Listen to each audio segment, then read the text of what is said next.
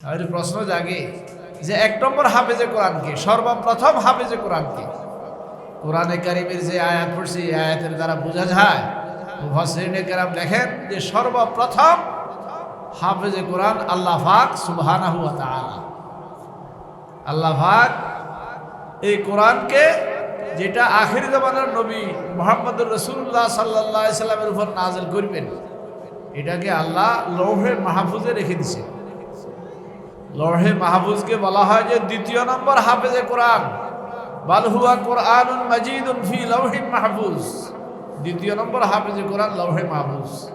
তাফসীরের কিতাবে আসছে লৌহে মাহফুজে কোরআনে করিমের প্রত্যেকটা অক্ষর বিশাল বিশাল পাহাড়ের আকৃতিতে বিদ্যমান। আলিফ লাম মিম, আলিফ বিশাল পাহাড়ের আকৃতিতে, লাম বিশাল পাহাড়ের আকৃতিতে, মিম বিশাল পাহাড়ের আকৃতিতে। এরকম কোরআন শরীফের শুরু থেকে শেষ পর্যন্ত প্রত্যেকটা অক্ষর বিশাল বিশাল পাহাড়ের আকৃতিতে লৌহে মাহফুজে সংরক্ষিত। এই জন্য লৌহে মাহফুজ হইল দ্বিতীয় নম্বর হাফেজে কোরআন। তৃতীয় নম্বর হাফেজে কোরআন তাফসীরের কিতাবে আসছে আল্লাহ পাক সমস্ত ফেরেশতাদেরকে ডাকছেন। ফেরেশতাদেরকে ডাইকা একটা মজলিস করবেন। সেই মজলিসের মধ্যে উদ্দেশ্য হলো আল্লাহর সবচাইতে প্রিয় বান্দা নবী মুহাম্মদুর রাসূলুল্লাহ সাল্লাল্লাহু আলাইহি সাল্লামের উপর যে কোরআনটা নাজিল করবেন, সেটা আল্লাহ নিজে সমস্ত ফেরেশতাকে তেলাওয়াত কইরা শুনাইতে চান। সমস্ত ফেরেশতাকে ডাকা হয়েছে, আল্লাহ তেলাওয়াত শুরু করছে। আল্লাহু আকবার, আল্লাহু আকবার। বেহেশতের মধ্যে মুমিন বান্দার জন্য সবচাইতে বড় নেয়ামত হবে আল্লাহর দিদার, আল্লাহকে দেখতে পাওয়া। এবং যখন আল্লাহর দিদার হবে, সব মুমিন বান্দা বেহেশতের এক হল রুমে একাত্র হবে, সেখানে আল্লাহর দিদার নসিব হবে। বলা হয় যে সবচেয়ে বেহতর নেয়ামতে দিদারে দু, জান্নাতের যাবতীয় নেয়ামত থেকে শ্রেষ্ঠ নেয়ামত হলো আল্লাহর দর্শন, আল্লাহকে দেখতে পারা। আল্লাহ পাক সুবহানাহু ওয়া তাআলা নিজের কণ্ঠে সেখানে কোরআন তেলাওয়াত করে শুনাইবেন, সেটা অত্যন্ত মনোমুগ্ধকর হবে। আল্লাহ পাক সব ফেরেশতাকে ডাকছেন, ডাইকা তাদের সামনে কোরআন তেলাওয়াত করতেছেন। দেখা যায় যে ফেরেশতারা একে একে বেহুশ হইয়া এদিক সেদিক কায়ত হইয়া পড়ে যেতেছে। আল্লাহ শেষ পর্যন্ত কোরআনকে তেলাওয়াত করছেন। তেলাওয়াত কইরা তাকাই দেখেন যে একমাত্র একজন ফেরেশতা এই মজলিসের শুরু হইতে শেষ পর্যন্ত হুশের মধ্যে আছে, আর সব বেহুশ নিজ। অন্য আয়াতে আসছে আল্লাহ পাক পাহাড়ের উপর কোরআনকে নাযিল করতে চাইছেন। পাহাড় অক্ষমতা পেশ করছে, আসমানের উপর বিভিন্ন জিনিসের উপর নাযিল করতে চাইছেন, সবগুলো অক্ষমতা পেশ করছে যে আমাদের পক্ষে সম্ভব না। এটাকে মানুষ গ্রহণ করে নিয়েছে, সব ফেরেশতা বেহুশ হয়ে গেছে। একমাত্র একজন ফেরেশতা, এই ফেরেশতা আল্লাহর তেলাওয়াতের শুরু হইতে শেষ পর্যন্ত হুশের মধ্যে ছিল। এই ফেরেশতার নাম জিবরিল আমিন আলাইহিস সালাতু ওয়াস সালাম। এই জন্য মুফাসসিরিনে কেরাম লেখেন যে তৃতীয় নম্বর হাফেজে কোরআন হইল হযরত জিবরিল আমিন আলাইহিস সালাতু ওয়াস সালাম। আর জিবরিলকে আল্লাহ পাক সৃষ্টি করছেন নিজস্ব একটা অবয়বে, যে জিবরিল কোরআনকে নিয়ে রাসূলুল্লাহ সাল্লাল্লাহু আলাইহি সাল্লামের কাছে আসবেন, যাতায়াত করবেন। এই জন্য তাফসীরি কিতাবে আছে 24,000 বার কোরআন নিয়ে জিবরিল আলাইহিস সালাতু ওয়াস সালাম নবীজির কাছে আসছেন। কখনো একটা শব্দ, কখনো দেখা যায় যে কয়েকটা শব্দ, কখনো একটা আয়াত, কখনো একাধিক আয়াত, কখনো একটা সূরা, এইভাবে 24,000 বার জিবরিল আমিন আলাইহিস সালাতু ওয়াস সালাম রাসূলুল্লাহ সাল্লাল্লাহু আলাইহি সাল্লামের কাছে আসছেন। উনি হইলেন তৃতীয় নম্বর হাফেজে কোরআন। চতুর্থ নম্বর হাফেজে কোরআন কে? যে জিবরিল আমিন আলাইহিস সালাতু ওয়াস সালাম রাসূলের উপর অবতীর্ণ করছেন আমাদের রাসূল, আমাদের নবী, উনি হইলেন চতুর্থ নম্বর হাফেজে কোরআন। এখন প্রথম কোরআন যখন অবতীর্ণ হইত, রাসূলুল্লাহ সাল্লাল্লাহু আলাইহি সাল্লাম হোঁট দোনোটা নাড়াচাড়া করতেন। বুখারী শরীফের হাদিসের মধ্যে আছে ইউহারিকুল লিসানাহু শাবাতাই। রাসূলুল্লাহ সাল্লাল্লাহু আলাইহি সাল্লাম নিজের দোনো হোঁট নাড়াচাড়া করতেন। কি জন্য? নিজের দায়িত্ববোধ থেকে, যে আমার উপর কোরআন অবতীর্ণ হইতেছে, এই কোরআন যথাযথভাবে উম্মত পর্যন্ত পৌঁছাইয়া দেওয়া এটা আমার উপর অত্যাবশ্যকীয়। হাসরের ময়দানে নবীদের জন্য একটা এক্সট্রা প্রশ্ন হবে যে হে নবী, আপনাকে যে পাঠাইছিলাম, আপনি কি দ্বীন শরীয়তের দাওয়াত উম্মত পর্যন্ত যথাযথভাবে পৌঁছাইছেন? এই দায়িত্ববোধ থেকে নবী মুহাম্মদুর রাসূলুল্লাহ সাল্লাল্লাহু আলাইহি সাল্লাম কোরআন অবতীর্ণ হওয়ার সময় হোঁট দোনোটা নাড়াচাড়া করে মুখস্থ করার জন্য চেষ্টা করতেন, সাথে সাথে মুখস্থ করার জন্য। আল্লাহ পাক দেখতেছেন যে আমার হাবিবের তো খুব কষ্ট হয়ে যেতেছে, এই হাবিবের উপর কোরআন নাজেল হওয়ার কারণে কত বিপদ যে নেমে আসবে, জুলুম অত্যাচারের স্টিম রোলার তার উপর দিয়ে চালাইয়া দেওয়া হবে, দান্দার মোবারক শহীদ হবে, এই হবে সেই হবে। এক পর্যায়ে প্রিয় মাতৃভূমি ত্যাগ কইরা মদিনায় হিজরত করা লাগবে। এখন কোরআন অবতীর্ণ হইতেছে শুধুমাত্র এই সময়ে নবীর কি হয়ে যেতেছে, কষ্ট হয়ে যেতেছে। এই জন্য আল্লাহ পাক আয়াত অবতীর্ণ করলেন, লা তুহাররিক বিহি লিসানাকা লিতা'জালা বিহি ইন্না আলাইনা জামআহু ওয়া কুরআনা। হে আমার হাবিব, কোরআনকে তাড়াতাড়ি মুখস্থ করার জন্য হোঁট নাড়াচাড়া করার আর প্রয়োজন নাই। এখন থেকে আপনার দায়িত্ব হইল জিবরিল যখন কোরআন তেলাওয়াত করবে আপনি মনোযোগ সহকারে শুনবেন। আলহামদুলিল্লাহ নাহমাদুহু ওয়া নাস্তাঈনুহু ওয়া নাস্তাগফিরুহু ওয়া নু'মিনু বিহি ওয়া নাতাওয়াক্কালু আলাইহি ওয়া নাউযু বিল্লাহি মিন শুরুরি আনফুসিনা ওয়া মিন সাইয়্যাতি আ'মালিনা। من يهده الله فلا مضل له ومن يضلله فلا هادي له ونشهد أن لا إله إلا الله وحده لا شريك له ونشهد أن محمدا عبده ورسوله أما بعد فأعوذ بالله من الشيطان الرجيم بسم الله الرحمن الرحيم إنا نحن نزلنا الذكر وإنا له لحافظون اللهم صل على محمد وعلى آل محمد كما صليت على إبراهيم وعلى آل إبراهيم إنك حميد مجيد اللهم بارك على محمد وعلى آل محمد كما باركت على إبراهيم وعلى آل إبراهيم إنك حميد مجيد معزز محترم حضرات علماء کرام ও আজকের এই মহতী মাহফিলে উপস্থিত এলাকার ইসলাম প্রিয় মুসলমান ভাইয়েরা, প্রিয় ছাত্র ভাইয়েরা, আল্লাহ পাক সুবহানাহু ওয়া তাআলার শতকোটি শুকর। আল্লাহ পাক আমাদেরকে মেহেরবানি করে এক বরকতময় মজলিসে উপস্থিত হওয়ার তৌফিক দান করেছেন। হাদিস শরীফে আছে, কোন জায়গায় দ্বীনি মাহফিল হইলে, কোরআন হাদিসের আলোচনা হইলে আল্লাহর রহমতের একদল ফেরেশতা একে অপরকে ডাকাডাকি কইরা ওই মাহফিলের চতুর্দিক পরিবেষ্টন সৃষ্টি করে রাখে। তাহলে আল্লাহর রসুলকে আমরা বিশ্বাস করি, আল্লাহ রসুলের সব কথা আমাদের কাছে বিশ্বাস। আমরা চোখে না দেখলেও আল্লাহর রসুলের ভাষ্য অনুযায়ী রহমতের ফেরেশতাদের পরিবেষ্টনে আমরা এখানে বসে আছি। অত্যন্ত বরকতময় মজলিস, ওলামা হাজরাত বয়ান করেছেন। আজকে এখানে 7 জন ছাত্রকে, হাফেজে কোরআনকে পাগড়ি প্রদান করা হবে। আমার কথার শেষ পর্যায়ে গিয়া ওদের মাথায় পাগড়ি তুলে দেওয়া হবে। 7 জন হাফেজে কোরআন, যে আয়াতটা আমি পড়ছি, আল্লাহ পাক সুবহানাহু ওয়া তাআলা ইরশাদ করেন, ইন্না নাহানু নাযালনা যিকরা, কোরআনকে আমি অবতীর্ণ করেছি এবং এই কোরআনের 1 নম্বর হাফেজ আমি। এখন আজকে এখানে 8 জন হাফেজ, এই জাতীয় মজলিসগুলোতে গেলে 5 জন, 7 জন, 10 জন, 20 জন। কিশোরগঞ্জ তারাভাষা মাদ্রাসায় গেলাম, বড় মাদ্রাসা, সেখানে 800 ছাত্রকে একাত্রে পাগড়ি দেওয়া হয়েছে। 800 ছাত্র।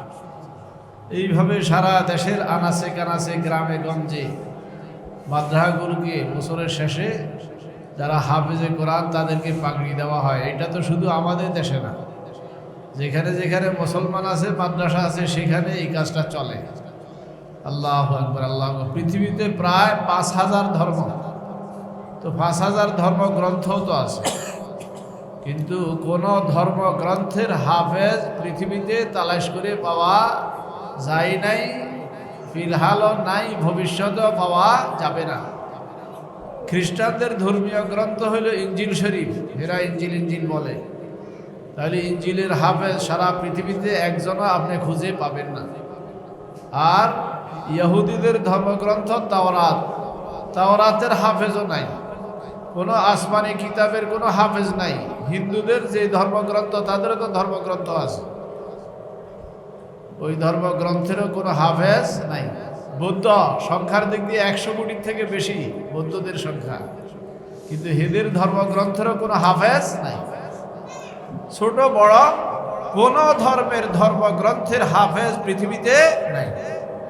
আজ এই সিরাজনগর এই মাদ্রাসায় এই বছর 7 জন 8 জন এরা হাফেজে কোরআন হয়েছে, এদেরকে পাগড়ি দেওয়া হবে, এরকম প্রত্যেক মাদ্রাসায়। তাহলে ইসলাম যে হক ধর্ম, কোরআন যে হক, এটা বুঝতে আর কোনো কষ্ট হয় না। পৃথিবীতে কোনো বই পুস্তক নাই যে শুরু হইতে শেষ পর্যন্ত এটাকে যথাযথভাবে মুখস্থ করে দেওয়ার লোক পাওয়া যাবে, এরকম দেখা যায় না। কিন্তু কোরআনে কারীম কত বড় সড় কিতাব, এই কোরআনে কারীমের হাফেজ একজন দুইজন না, 1000 2000 না, পৃথিবীতে 1 লক্ষ 2 লক্ষ না, কোটির উপরে বর্তমানে পৃথিবীতে হাফেজে কোরআন আছে।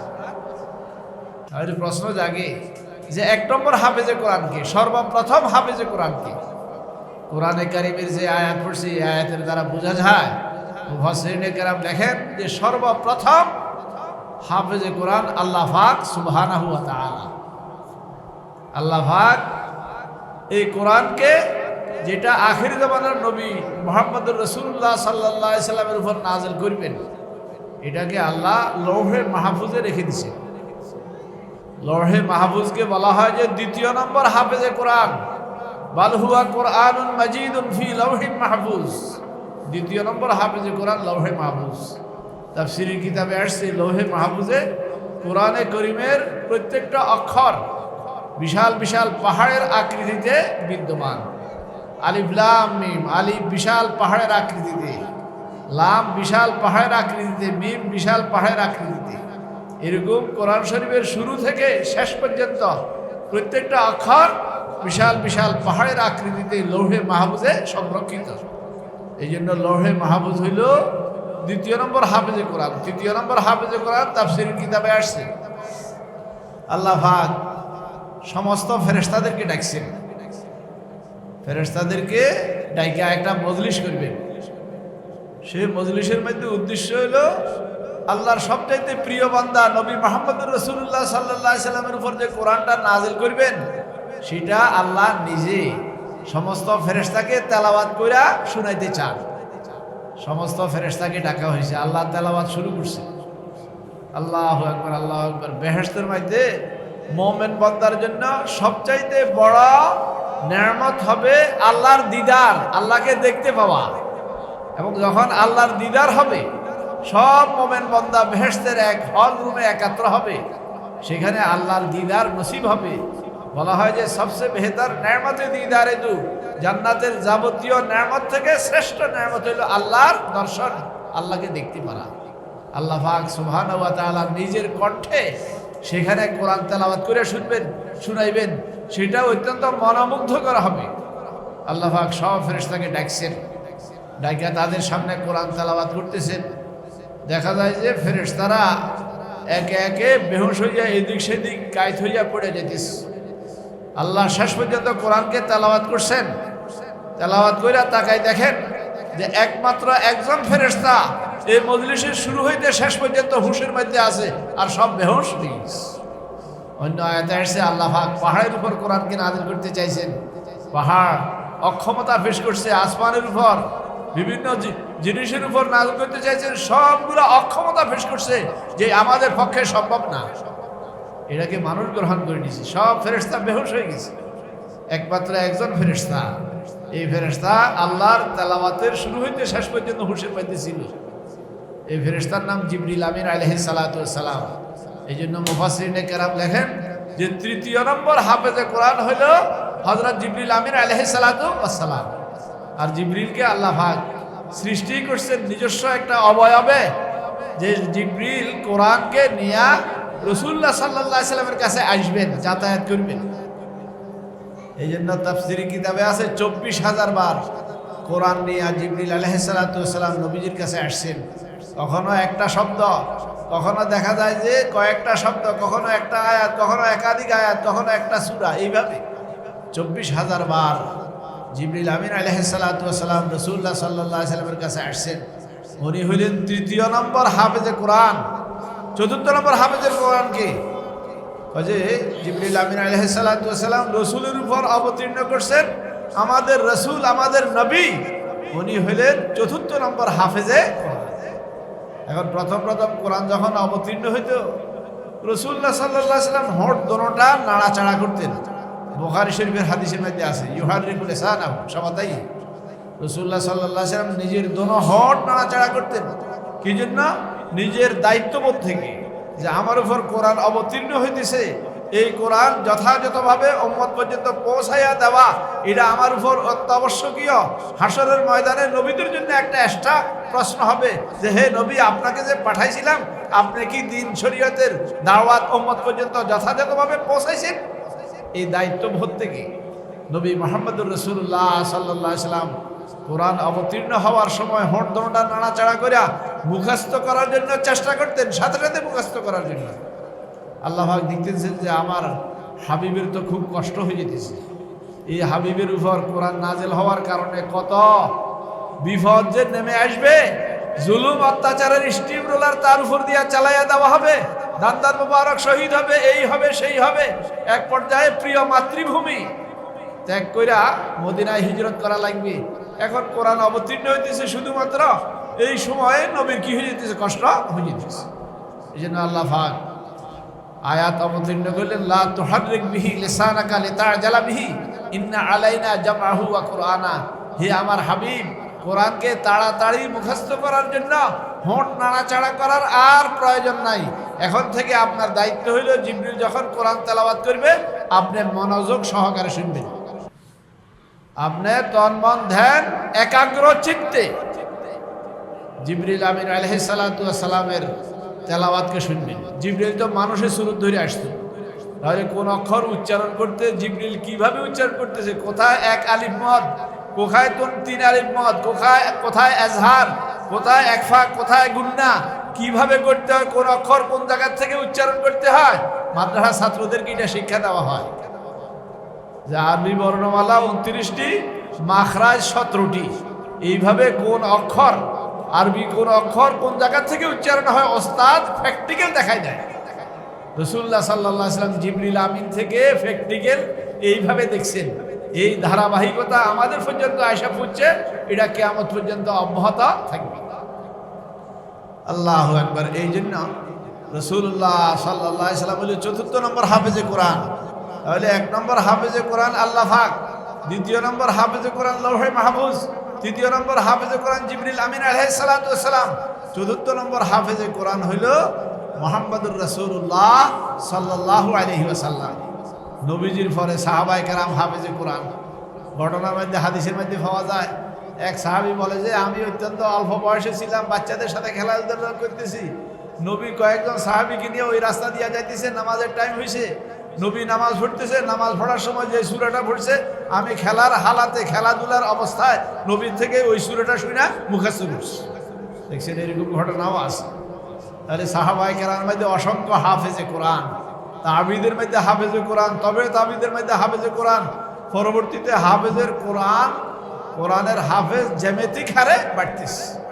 ওই সময় তো যারা বড় বড় ইমাম ছিলেন, ইমাম বুখারী, ইমাম তিরমিজি, ইমাম মুসলিম, ইমাম আবু দাউদ, যারা হাদিসের বড় বড় ইমাম ছিলেন, ইমাম আবু হানিফা, ইমাম মালিক, ইমাম আহমদ ইবনে হাম্বল, ইমাম মুহাম্মদ, ইমাম আবু ইউসুফ, এই ইমামরা শুধু কোরআনের হাফেজ ছিলেন এরকম না, ওনারা লক্ষ লক্ষ হাদিসের হাফেজও ছিলেন।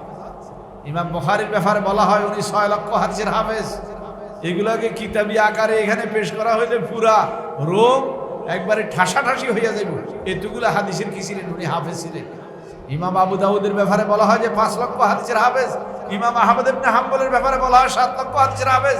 ইয়াহইয়া ইবনে মাঈনের ব্যাপারে বলা হয় উনি 12 লক্ষ হাদিসের হাফেজ। যাক, এইভাবে হইতে হইতে আজকালকার জমানায় দেখা যায় যে একবারে কোটির উপরে হাফেজে কোরআন আছে। কোটি কোটি কইলে এটা ভুল হবে না, আপনি নিজেই হিসাব করে দেখেন। আর আমাদের বাংলাদেশের একটা ডিস্ট্রিক্ট নেত্রকোনা, রহমানিয়া মাদ্রাসা বিভিন্ন মাদ্রাসা পড়াই যে নেত্রকোনার ছাত্র ভাইরা আমি জিজ্ঞেস করি খুব আগ্রহে, তুমি নেত্রকোনা বাড়ি তাহলে বলো তুমি কি হাফেজে কোরআন? আমি 26 বছর পর্যন্ত রহমানিয়া মাদ্রাসা পড়াই। নেত্রকোনার যত ছাত্র পাইলাম এখানে বা যেখানে যে কোনো জায়গায় জিজ্ঞাসা করার পরে সে বলে যে সে হাফেজে কোরআন। শুধু 2-3 জন ছাত্র পাইছি মাদ্রাসার ছাত্র, সে নেত্রকোনা বাড়ি হাফেজে কোরআন না। তো আমি তাদেরকে জিজ্ঞাসা করলাম নেত্রকোনার সবগুলাকে হাফেজে কোরআন পাই, তোমাদেরকে হাফেজে কোরআন পাইলাম না কেন? হুজুর আমরা স্কুলে কলেজে কিছু পড়ছি, পড়ার পরে আগ্রহ লাগছে মাদ্রাসায় পড়ার, কোরআন হাদিস পড়ার। এই জন্য হাফেজে কোরআন হইতে হইলে যে বাল্য বয়স লাগে, ওই সময় তো আমরা স্কুলে পড়ছি, এই জন্য হাফেজে কোরআন হইতে পারিনি। তাহলে এক ডিস্ট্রিক্টের সব মাদ্রাসার ছাত্র এবং আলেম ওলামার ব্যাপারে এই কথা বলা যায় এরা হইল প্রায় হাফেজে কোরআন। রাখে আল্লাহ, মারে কে? মারে আল্লাহ, রাখে কে? আল্লাহ যদি কোরআনকে হেফাজত করে পৃথিবীর কোনো শক্তি এটাকে নিশ্চিন্ত করতে পারবে না। ইংরেজরা এই দেশে আইসা 200 বছর পর্যন্ত রাজত্ব করছে, হেরা চেষ্টা করছে কোরআনকে খতম করে দেওয়ার, মাদ্রাসাকে খতম করে দেওয়ার, আলেম ওলামা খতম করে দেওয়ার চেষ্টা করছে, কিন্তু কোরআন খতম করতে পারে নাই। এখন হিন্দুস্তান, পাকিস্তান, বাংলাদেশের যে কোনো সাধারণ গরিব একজন মুসলমানের ঘরের মধ্যে অন্তত 5-7 কপি কি পাওয়া যাবে? কোরআন শরীফ পাওয়া যাবে। আপনারা এলাকাবাসী অত্যন্ত ধন্য যে আপনাদের এখান থেকে 8 জন ছাত্র হাফেজে কোরআন হওয়া। পার্চের অক্সফোর্ড নামে খ্যাত ঢাকা ইউনিভার্সিটি সরকার প্রত্যেক বছর শত শত কোটি টাকা সেখানে খরচ করে। 50,000 ছাত্র, প্রায় 10,000 শিক্ষক, 100 বছরের থেকে বয়স বেশি হয়েছে। তাহলে ঢাকা ইউনিভার্সিটি কি জাতিকে একজন হাফেজে কোরআন উপহার দিতে পারছে? কি বলেন আপনারা? ঢাকা ইউনিভার্সিটির থেকে একজন হাফেজে কোরআন হয়েছে, এটা কোনো ইতিহাস আছে? নাই। তেজগাঁও বিজ্ঞান কলেজ দেখা যায় যে সেখানে প্রায় 30,000 ছাত্র, এটা প্রতিষ্ঠা লগ্ন থেকে এই পর্যন্ত কি একজন হাফেজে কোরআন দিতে পারছে? একজন কারিয়ে কোরআন দিতে পারছে? এই পাড়া গ্রামে এই ছোট ছোট মাদ্রাসাগুলো, এগুলার অবদান বিশাল। এরা হাফেজে কোরআন প্রোডাকশন দিতেছে, এটা হাফেজে কোরআনের কারখানা, কারিয়ে কোরআনের কারখানা, মুফতির কারখানা, এটা মুহাদ্দিসের কারখানা। দুনিয়ার লেখাপড়া 30 বছর লাগে, 30 বছর ফায়দা। আমাদের অনেক মাস্টার্স আছে, প্রায় 30-40 লক্ষ মাস্টার্স পাস বাংলাদেশে আছে, এদের চাকরি নাই। এরা সকাল বিকাল রোড মাস্টারি করে, চাকরি নেই। ছোট্ট দেশ, এত চাকরি পাওয়া যাবে কোথায়? বেকার, বেকার সমস্যা। কিন্তু আলহামদুলিল্লাহ আপনারা যারা এই জাতীয় মাদ্রাসাকে পছন্দ করেন, আর এখানে মাদ্রাসার মোতাওয়াল্লি সাহেবও আছে, ওনার আব্বাজান এই মাদ্রাসা প্রতিষ্ঠা করে গেছে, ওরা বুঝে শুনে এইগুলাকে ধরে রাখছে। এটা হইলো এখানে বেকার সমস্যা নাই। আমাদের মাদ্রাসার লাইনে আজান দেওয়ার উপযুক্ত একজন লোক যদি নাকি মাদ্রাসা থেকে ফারেক হয়, তাহলে তার বেকার সমস্যা নাই। সম্মানজনক জীবনযাপন। একজন ইমাম যদি হয় সম্মানজনক জীবনযাপন, একজন মুহাদ্দিস যদি হয় সম্মানজনক জীবনযাপন, একজন কারি সাহেব যদি হয় সম্মানজনক জীবনযাপন, একজন হাফেজ যদি হয় সম্মানজনক জীবনযাপন। এখন বুঝতে পারেন এটা যে কোনো সনদ তো নাই, বেতন কম। তো বেতন কত? একজন হাফেজ সাহেবের বেতন কমাস কম এখন 15,000 টাকা আছে। 15,000 টাকা যে সে ছাত্রদেরকে হাফেজ বানাইয়া নেয়, ইরার থেকে পবিত্র টাকা, ইবার থেকে হালাল টাকা আর পৃথিবীতে নাই। আর হালাল টাকার মধ্যে একটা বরকত আছে, হালালের মধ্যে বরকত আছে, হারামের মধ্যে কি নাই? বরকত নাই। হারাম আপনি যদি 5 লাখ টাকাও কত নাই, 5 লাখ টাকা ঘরে উঠাইছেন, ছেলে বাপের কথা শুনে না, স্ত্রী স্বামীর কথা শুনে না, ওই ঘরের মধ্যে অশান্তি আর অশান্তি। টাকার কোনো অভাব নাই, প্রাচুর্যের কোনো অভাব নাই, ভোগ বিলাসের আসবাবপত্রের কোনো অভাব নাই, কিন্তু সেখানে একটা জিনিসের অভাব, সেটা হলো শান্তি। শান্তি নামক জিনিস সেখানে নাই। আলহামদুলিল্লাহ, সুম্মা আলহামদুলিল্লাহ। এই আলেম যারা আছে এদেরকে আপনারা জিজ্ঞেস করিয়েন যে আপনার ছেলে কয়জন, আপনার স্ত্রীর কি অবস্থা, ঘরের মধ্যে কি অবস্থা। সে 2 বার আলহামদুলিল্লাহ পড়বে, 1 বার আলহামদুলিল্লাহ না, 2 বার আলহামদুলিল্লাহ বলবে যে আলহামদুলিল্লাহ, আলহামদুলিল্লাহ, অত্যন্ত শান্তিতে আছি, কোনো অশান্তি দেখি না। তাহলে আল্লাহ যে আল্লাহ মানুষকে পয়দা করছে, সৃষ্টির সেরা বানাইছে, ইমানের দাম দিছে, ইসলামের দাম দিছে, মুমিন মুসলমানের জন্য জান্নাত তৈরি করে রেখে দিছে, সে আল্লাহ অল্পের মধ্যে বরকত দিতে পারে, অল্পের মধ্যে কি দিতে পারে? শান্তি দিতে পারে। এই জন্য অত্যন্ত শুকরগুজার। আজকে মোতোয়াল্লি সাহেবের সাথে দেখা হয়ে গেছে। এখানে আসা যাওয়ার পথে মাওলানা কামরুল আমাদের ছাত্র আমি এখানে দিছি, আসা যাওয়ার পথে সুযোগ পাইলে বসি, এক কাপ চা খাই, মাদ্রাসার খোঁজ খবর জানি। তো আলহামদুলিল্লাহ প্রথম তো অত্যন্ত জড়সড় অবস্থা ছিল, এখন আল্লাহ চাহে তো প্রায় 300 ছাত্র। এরকমভাবে এই যে মাদ্রাসাগুলো পরিচালিত হয় গ্রামে গঞ্জে, আজকাল দেখা যায় প্রায় সাথে একটা প্রাইমারি স্কুল আছে। আমাদের এলাকায় একটা প্রাইমারি স্কুল, শিক্ষক হইল 7 জন, ছাত্র হইল 10 জন। শিক্ষক কয়জন? 7 জন, ছাত্র হইল 10 জন। আর পাশে একটা নুরানি মাদ্রাসা, সেখানে ছাত্র আছে 500 জন ছাত্র আছে। তাহলে নুরানি মাদ্রাসায় ছাত্র আর এখানে ছাত্র নাই। করোনা কালে সব কিছু বন্ধ, মাদ্রাসা কি হয় না? বন্ধ হয়। আমাদের দেশের ওই সময় আলেম ওলামারা সরকারকে বুঝাইছে যে আপনিও ইমানদার, কোরআন শরীফ পড়েন, আপনিও ইসলাম চর্চা করেন, এই মাদ্রাসাগুলোর ছাত্রদেরকে পড়তে দেন, তাহলে দিনটা 24 ঘন্টা আপনার দেশের আনাচে কানাচে খোদার রহমত বর্ষিত হবে, এখানে করোনায় মানুষ মারা যাবে না। যেই কথা সেই কাজ ঠিকই হয়েছে। পার্শ্ববর্তী ভারতে 10-12 হাজার, 20 হাজার, 30 হাজারও প্রত্যেক দিন মারা গেছে।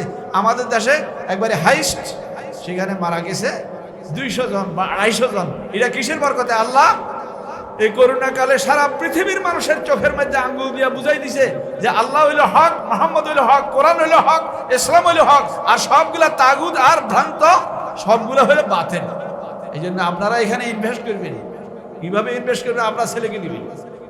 আপনি একবারে আলেম ওলামার জন্য অত্যন্ত ফেদা, কিন্তু আপনার কলিজার টুকরা ছেলেকে দিতে চান না। ছেলের জন্য এত মহব্বত, ফজরের নামাজের সময় আপনার ছেলেকে জাগান না, যে ছেলে রাত্র জাগ্রত হইয়া পড়াশোনা করছে, এটা জাগাইলে স্বাস্থ্যের ক্ষতি হবে। কিন্তু আপনি এটা চিন্তা করেন না, এই নামাজ না পড়ার কারণে আপনার এই কলিজার টুকরা কোথায় যাবে? জাহান্নামে যাবে। এই জন্য নিজের ছেলেদেরকে এখানে দিবেন। টাকা পয়সা দিয়া বিভিন্নভাবে 10-এর লাঠি 1-এর বোঝা ওনারা দিছেন বিভিন্নভাবে। আপনারাও এটার মধ্যে শরীক হইয়া নিজের জান্নাতের পথ খোলাসা করবেন। আল্লাহ পাক সুবহানাহু ওয়া তাআলা আমাদের সবাইকে কবুল করুন এবং এই জাতীয় প্রতিষ্ঠানের সাথে মৃত্যু পর্যন্ত লেগে থাকার তৌফিক দান করুন।